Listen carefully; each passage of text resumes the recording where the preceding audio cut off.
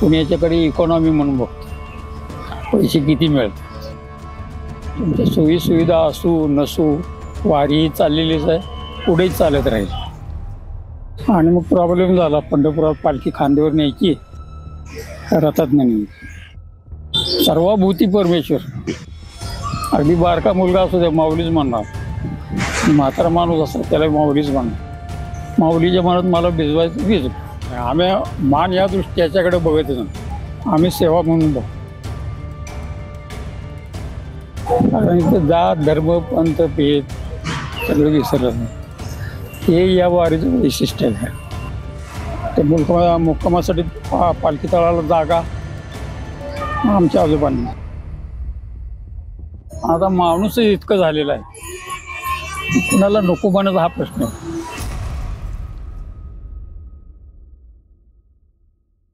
नमस्कार, धनंजय दत्तात्रय भाटे, राहायला पंढरपूर.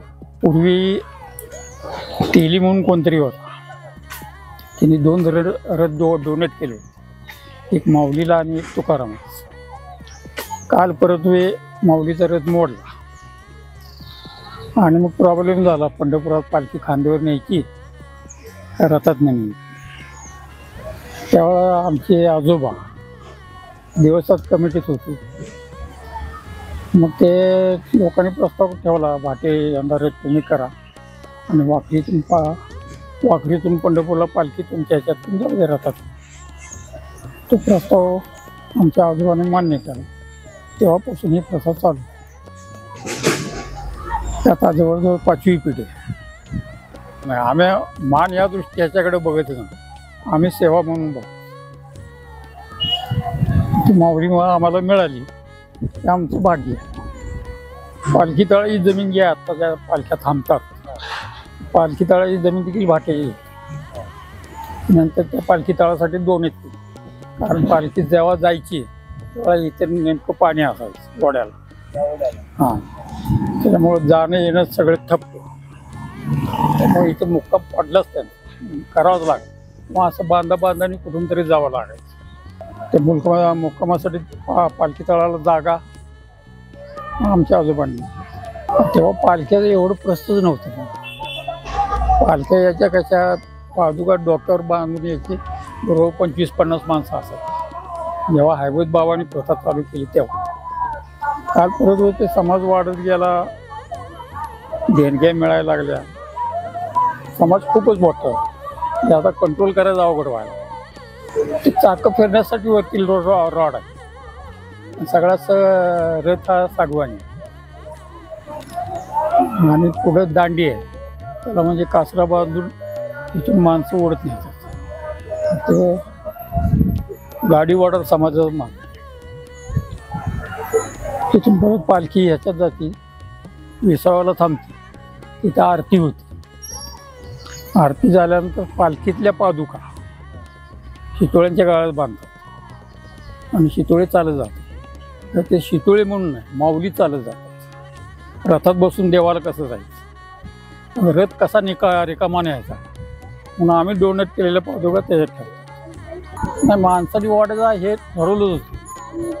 तेव्हा माणसं कमी असतील, वडर समाज असतील, 25 माणसं झाली, वडर समाज झाली की ओढत जात. आता माणूस इतकं झालेला आहे, कुणाला नको बनायचा हा प्रश्न आहे. प्रत्येकाला वाटतं की आपण निदान हात तरी लावा. पालखीतनं आता निवृत्ती महाराज, मुक्ताबाई, गजानन महाराज यांच्या पालख्या उद्याच्यालाच मुक्कामाला आहेत. कुठे येतात ते मुक्कामाला? पंढरपुरात. पण त्या सगळ्या पालख्या माऊलींना रिसिव्ह करायला म्हणून येतात विसावा.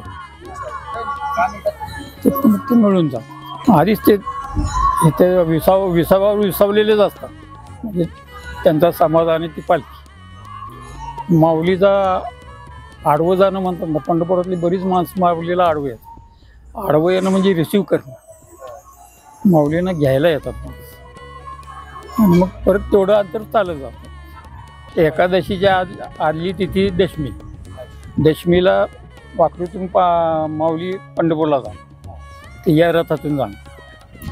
त्याच्या आधी साजवायचा 2 तास 3 तास. तर काही वेळा काय करतो, आम्ही सजवतो. काही वेळा एखादा भक्त म्हणतो या वेळा मी सजवतो. तिचं नावही आम्हाला माहिती नसतं. आम्ही कोण अडवणार?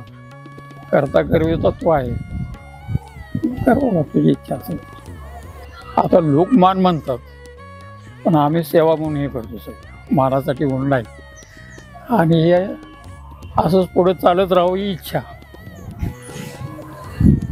शेवटी सेवा करून घेणं देखील त्याच्या मनात आहे ना.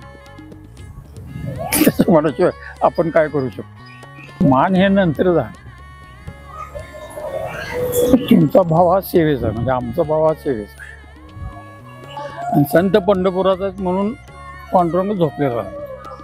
म्हणजे संतावर सोपवतो, या पंढरपुराचं काय काळजी घ्यायची ती घेवा, कसं आहे. त्याच्यामुळे कारभार चालूच राहतो. कारभार हा चालूच राहतो. जीवनचक्र हे चालणार आहे, नाही.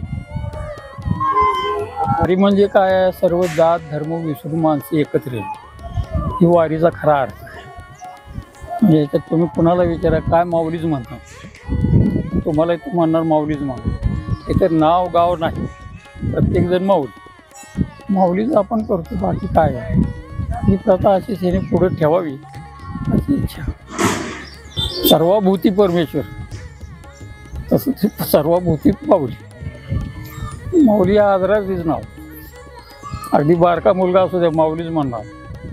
म्हातारा माणूस असतो त्याला माऊलीच म्हणणार. कारण इथं जात धर्म पंथ भेद सगळं विसरलं नाही. हे या वारीचं वैशिष्ट्य आहे. आणि त्याच्यासाठी तरी वारी चालू पाहिजे. जात धर्म नष्ट करायचा असेल तुम्हाला तर वारी चालूच राहिली. असे कायद्याने होऊ शकत नाहीत. जाती बदलांनी इथे जाती एकच वारकरी. त्याच्याजवळ भरपूर नसेल, पण जवळ जे काही आहे त्यातलं तुम्हाला द्या, तर वैशिष्ट्य हेच तर वारीच आहे ना. आणि इथं कोणाची तक्रारच नाही. हो, मला अमुक मिळलं नाही, मला शेड नाही, मी पावसात भिजतोय, गव्हर्मेंट काय करते, असं कुणाच्याही मनात येत नाही. तर त्याचा भाव काय असतो?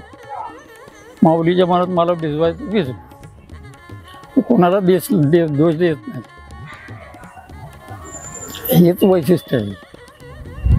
तुमच्या सोयी सुविधा असू नसू, वारी ही चाललेलीच आहे, पुढेही चालत राहील.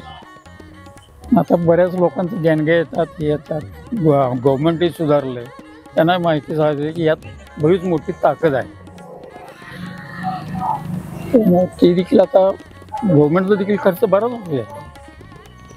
आता ज्ञानेश्वराची सुरुवात कशी केली आहे? ज्ञानेश्वरीची एक तरी ओवी अनुभवावी,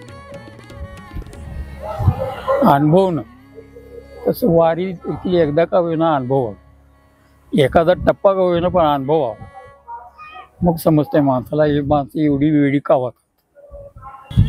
कारण तुम्ही एकदा वारी समज, तुम्ही देखील कुणाची तक्रार करत नाही. चालताना कोणी आडवा गेला, हे गेला, तुमच्या तोंडातून वाईट शब्द येणारच नाही. कारण ती सराउंडिंग.